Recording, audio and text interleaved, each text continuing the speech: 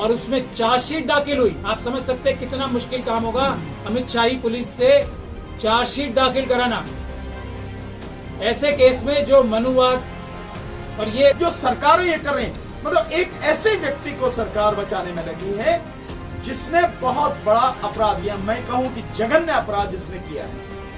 आप कास्ट के नाम पर आज गया है कि अमित शाही पुलिस ने भ्रष्टाचार की वजह से इसमें इन्वेस्टिगेशन भी ठीक कही है और उसके बाद इन्वेस्टिगेशन के लिए आईओ चेंज कराया गया कोर्ट के ऑर्डर से।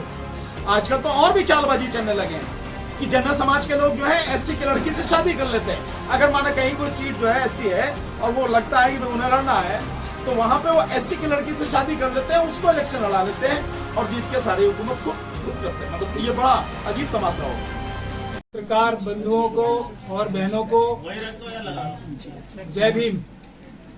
आज आप लोगों को बुलाने का एक की खास मकसद ये है, आप सभी लोग जानते हैं कि हमारे इंटेलेक्चुअल्स जो हैं एससी एसटी ओबीसी और माइनॉरिटीज के अम्बेडकरवादी जो इंटेलेक्चुअल्स हैं हमारे, आप सभी अच्छी तरह से जानते हैं कि हजारों सालों से एकलव्य नाम का एक कॉन्सेप्ट चलाया जा रहा है और वो भारत का संविधान बाबा साहब के बनाने के बावजूद भी वो कॉन्सेप्ट आज तक खत्म नहीं हुआ।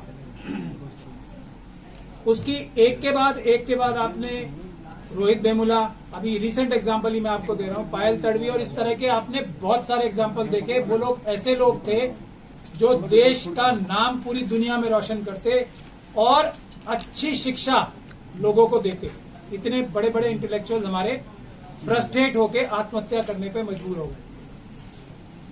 उसी कड़ी में एक और एकलव्य नहीं, एक और व्यक्तित्व से आत्महत्या कराने की कोशिश दिल्ली यूनिवर्सिटी, हमारे देश की जो एजुकेशन मिनिस्ट्री है और अमित शाह साहब की जो दिल्ली पुलिस है, वो एक वैसा ही एक गंदा और घिनौना काम एक और हमारे व्यक्तित्व से करा रही है। उसका नाम आप सब लोगों को पता है, डॉक्टर रितु सिंह। जी हाँ, डॉक्टर रितु सिंह ये वो शख्स हैं या महिला हैं जिनसे मनुवादी मानसिकता के बड़े बड़े लोग, जिनको देख के ईर्ष्या से जलने लगते थे और उसी ईर्ष्या के कारण दौलत राम कॉलेज की, इतनी बड़ा कॉलेज है दिल्ली यूनिवर्सिटी का, उसकी मनुवादी मानसिकता की प्रिंसिपल ने इनको हर तरीके से प्रताड़ित करने की कोशिश की, इनको हर तरीके से तंग करने की कोशिश की। उसके बावजूद भी ये अपने टैलेंट के बल पे उस यूनिवर्सिटी में, उस कॉलेज में नौकरी प्राप्त करने में कामयाब हुई, सबसे अच्छी टीचर साबित हुई। अब उनको उनका अंगूठा कैसे काटा जाए उसके लिए एक नया तरीका, जब छल कपट कुछ नहीं चला तो नकली एक कंप्लेंट बनवाई 35 स्टूडेंट से। उस कहानी आपको सबको पता है और उस नकली कंप्लेंट की बुनियाद पर इनको कॉलेज से निकाल दिया। वो नकली कंप्लेंट, जब डॉक्टर रितु ने हाईकोर्ट में केस डाला तो उस नकली कंप्लेंट की बेसिस पे हाईकोर्ट तक को इतना बड़ा झूठ बोल दिया कि ये तो इतने सारे स्टूडेंट्स ने इनके खिलाफ शिकायत की थी, हम क्या करें, हमें मजबूर होकर निकालना पड़ा। वो हम सब की मेहनत से, भानु भाई की, हमारी और आयर सिंह साहब बैठे हैं यहाँ पे, हम सब वकीलों की मेहनत से हम लोगों ने पहले उस प्रिंसिपल के खिलाफ, उस रजिस्ट्रार के खिलाफ जो दिल्ली यूनिवर्सिटी के रजिस्ट्रार साहब हैं, क्या नाम है उनका, विकास गुप्ता, नाम बहुत जरूरी है, और जो उनके चेयरमैन है मुकुल गुप्ता, हाँ जी मुकुल गुप्ता, वो उनके चेयरमैन के खिलाफ और वाइस चांसलर, उनका भी रोल इसमें नजर आ रहा है। और उसके अलावा 5 प्रोफेसर्स और इन सभी लोगों ने साजिश करके उस झूठे दस्तावेज की बुनियाद पे जो डॉक्टर रितु को निकाला था, हम लोगों ने एफआईआर कराई और उसमें चार्जशीट दाखिल हुई। आप समझ सकते हैं कितना मुश्किल काम होगा अमित शाही पुलिस से चार्जशीट दाखिल कराना ऐसे केस में जो मनुवाद और ये डॉक्टर रितु का केस कोई अकेला केस नहीं है। ऐसा दिन रात अगर बोले, अभी भानु जी बताएंगे आपको बहुत सारे एग्जाम्पल, मैं सिर्फ डॉक्टर रतनलाल का ही एक एग्जाम्पल देना चाहता हूं। तो डॉक्टर रतनलाल और ऐसे बहुत सारे लोग के साथ जो हुआ, हो रहा है और होता रहेगा, ऐसे हजारों लोग जो बैकलॉग का शिकार है, हमारे SC ST OBC के इंटेलेक्चुअल्स जो आज जो टीचर पढ़ा रहे हैं उनसे बहुत ज्यादा गुना ज्यादा इंटेलिजेंट और अच्छा पढ़ाने वाले हैं, उनके साथ अन्याय होता रहा है, हो रहा है और होता रहेगा। ऐसी लड़ाई में डॉक्टर रितु एक ऐसी बड़ी वीरांगना बन के सामने आई है जिससे सबको हौसला मिल रहा है, सबको हिम्मत मिल रही है कि हम भी ये काम कर सकते हैं, हम भी जीत सकते हैं, हम भी प्रिंसिपल, हम भी वाइस चांसलर, हम भी अपने रजिस्ट्रार के खिलाफ, हम भी अपने प्रोफेसर इंचार्ज के खिलाफ FIR दर्ज करा के उनको जेल भिजवाने का काम कर सकते हैं। ये एक हौसला पूरे देश में मिल रहा है डॉक्टर रितु की वजह से। लेकिन हम लोगों का काम, जो हम वकील थे, जैसा मैं बार बार कहता हूं, 20% काम था हमारा कोर्ट से, हमने वो कर दिया।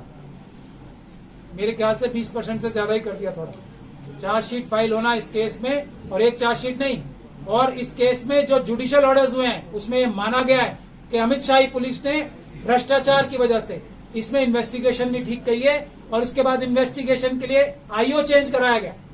ये कोर्ट के ऑर्डर से अदालत ने ये माना, न्यायालय ने ये माना कि इन्वेस्टिगेशन ठीक नहीं हो रही है, दूसरा इन्वेस्टिगेटिंग ऑफिसर लाओ।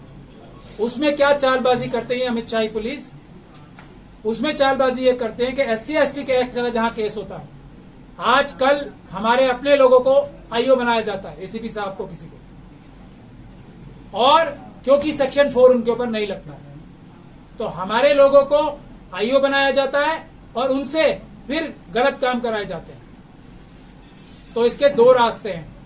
हमारे लोग जो IO बनते हैं इन केसेस में, हम सब लोगों ने बहुत विचार मंथन किया है और अब ये फैसला किया हमने कि हम लोगों ने जो लिहाज किया कि अपने लोग हैं इनके साथ, और इसी साथ हमारी लिहाज करने का, हमारी जो भावनाएं है अपने लोगों के प्रति, उसका नाजायज फायदा उठा के एक नहीं सभी केसेस में अब शेड्यूल कास्ट कम्युनिटी या शेड्यूल ट्राइब कम्युनिटी के IO बनाने शुरू कर दिए ताकि उनके ऊपर सेक्शन 4 न लगे। लेकिन हम ये बता देना चाहते हैं, सेक्शन 4 ना भी लगे तो अपने लोगों से भी ये निवेदन कर रहे हैं, तो धारा 166A IPC की, वो भी कॉग्निजेबल ऑफेंस है, वो भी लगती है, वो लगेगी, और जो उनके सीनियर ऑफिसर्स हैं उनके ऊपर भी सेक्शन 4 लगती है, क्योंकि इतना आसान नहीं है इससे बच जाना, क्योंकि IO के अलावा DCP और कमिश्नर साहब तक को इस केस में जो चार्जशीट फाइल होती है उसको वेट करना होता है, उसको देख के ओके करना पड़ता है। लगातार लड़ रही है, हम देखते हैं कि लोग लड़ने से भाग जाते हैं, मैदान छोड़कर ही भाग जाते हैं। और यहां पर मैं विशेष रूप से अपील करूंगा,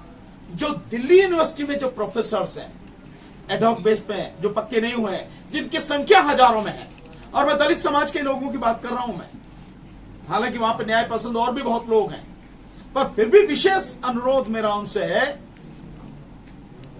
कि दिल्ली यूनिवर्सिटी में जितने प्रोफेसर बहुजन समाज के हैं वो इस आंदोलन में सक्रिय रूप से और निश्चित रूप से भाग लें, क्योंकि अन्याय आपके साथ भी हो रहा है। आप सालों से काम कर रहे हैं, एडहॉक बेस पे हैं, आपको परमानेंट नहीं किया गया, आपको जॉब नहीं दिया गया, तो आपकी स्थिति भी इसी तरह की है। और अन्याय केवल एक जगह नहीं है, हर क्षेत्र में हो रहा है। तो सड़क पर तो हमें आना पड़ेगा, लड़ना तो हमें पड़ेगा, अन्यथा जो हालत बनते जा रहे हैं, जो सरकारें ये कर रही हैं, मतलब एक ऐसे व्यक्ति को सरकार बचाने में लगी है जिसने बहुत बड़ा अपराध, या मैं कहूं कि जघन्य अपराध जिसने किया है। आप कास्ट के नाम पर आज के समय में 21वीं सदी में अगर अपराध कर रहे हो और फिर ऐसे व्यक्ति को रखा जा रहा है, इससे घिनौना अपराध और क्या होगा कि आप जाति के नाम पर ये सारी चीजें कर रहे हो। सो ऐसे व्यक्ति को तत्काल प्रभाव से बर्खास्त करना चाहिए था, नहीं किया, बल्कि उसको बचाया जा रहा, और हर जगह बचाया जा रहा। और ये जो अधिकारी लाए जा रहे हैं, बिल्कुल उन्होंने सही कहा है, मैं तो पहले से भी इस पक्ष में हूं कि चाहे हमारा ही भाई क्यों ना हो, लेकिन अगर वो अन्याय के साथ में खड़ा होगा, अन्याय करेगा, उसको बख्शिश नहीं होनी चाहिए। गलत गलत है, चाहे जो भी हो। ये जिस तरह से इस एक्ट में बार बार ला रहे हैं कि जो आईओ है पहले भी शेड्यूल कास्ट था और अब भी लेडी है वो भी शेड्यूल कास्ट है, बख्शेंगे नहीं किसी को भी, चाहे जो भी हो। जो गलत है उसके खिलाफ पूरी ताकत से लड़ेंगे। पर मेरा निवेदन समाज के लोगों से, सभी लोगों से है, इस लड़ाई को अंजाम तक पहुंचाने के लिए कम से कम इस एक लड़ाई को हम ईमानदारी से लड़ने। तो मैं जानता हूं, मुझे पक्का विश्वास है कि यूनिवर्सिटीज में, एजुकेशन जो इंस्टीट्यूशंस है उनमें कम से कम ये अन्याय नहीं होगा। हालांकि अन्याय हर जगह है, SC ST के साथ में अन्याय एक जगह नहीं है, कई जगह है। आजकल तो और भी चालबाजी चलने लगे हैं कि जनरल समाज के लोग जो है SC की लड़की से शादी कर लेते हैं। अगर माना कहीं कोई सीट जो है SC है और वो लगता है कि उन्हें लड़ना है, तो वहां पे वो SC की लड़की से शादी कर लेते हैं, उसको इलेक्शन लड़ा लेते हैं और जीत के सारी हुकूमत को खुद करते हैं। मतलब ये बड़ा अजीब तमाशा होगा। ये जो चीजें हैं, इन सबको रोकने के लिए यहां से शुरुआत हम लोगों को करनी पड़ेगी। और डॉक्टर रितु के इस मामले को लेकर ये हमारे लिए गर्व की बात है कि डॉक्टर रितु हमारे समाज से हैं और इस लड़ाई को पूरी मजबूती के साथ, बिना किसी डर के, बिना किसी झिझक के सीना तान कर लड़ रही हैं। हम सबको उनका साथ देना और साथ ईमानदारी से देना है। लोग समय निकाल सकते हैं, अगर चाहेंगे लड़ने के लिए समय निकाल सकते हैं। मैं अपने वकील साथियों से भी निवेदन करूंगा, जहां तक भी ये वीडियो जा रही है, जो भी वकील साथी देख रहे हैं देश में कहीं भी, वो भी इस लड़ाई में भाग लें।